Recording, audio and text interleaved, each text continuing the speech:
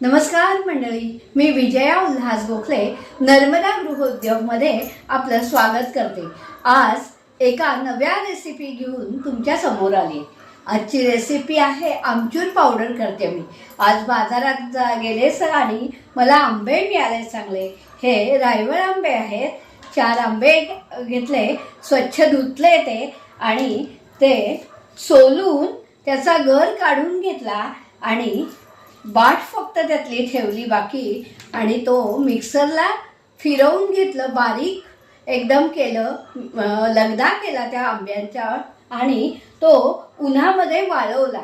आजचा पूर्ण उन्हात वाळलेला हा लगदा हा असा दिसतो। आता उद्या आणि परवा वाळवला तर त्याची पावडर होईल आणि मिक्सरमध्ये काढायला लागेल फार तर, आणि मिक्सरमध्ये पुन्हा आमचूर पावडर तयार होईल।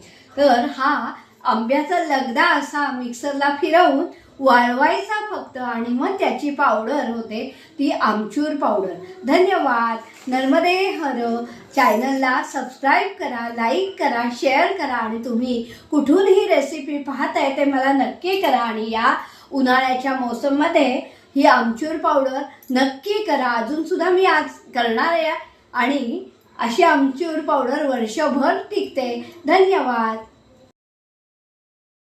तर आंब्याचा पल्प 2 दिवस कडक उन्हात वाळवला आणि तो उन्हात वाळवून मिक्सरला फिरवून ही पावडर तयार केली।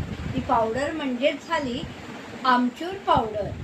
अशी आमचूर पावडर वर्षभर आरामात टिकते आणि बरणीत भरून छान उपयोगात येतो। कोणत्याही पदार्थात चिंचेचं काम आमचूर पावडर करते, वेळेत चालते, आणखीन आमटीमध्ये सार करता येतं याचं। अशा नानाविध या आमचूर पावडरचा उपयोग होतो। तर तुम्ही सुद्धा अशी आमचूर पावडर या मे महिन्यात नक्की करा, आणि कशी झाली आहे ते मला नक्की सांगा। व्हिडिओ तुम्ही कुठून पाहता, आणि व्हिडिओला लाईक करा, शेअर करा, सबस्क्राईब करा। कुठून व्हिडिओ पाहता हे नक्की सांगा। नर्मदे हर।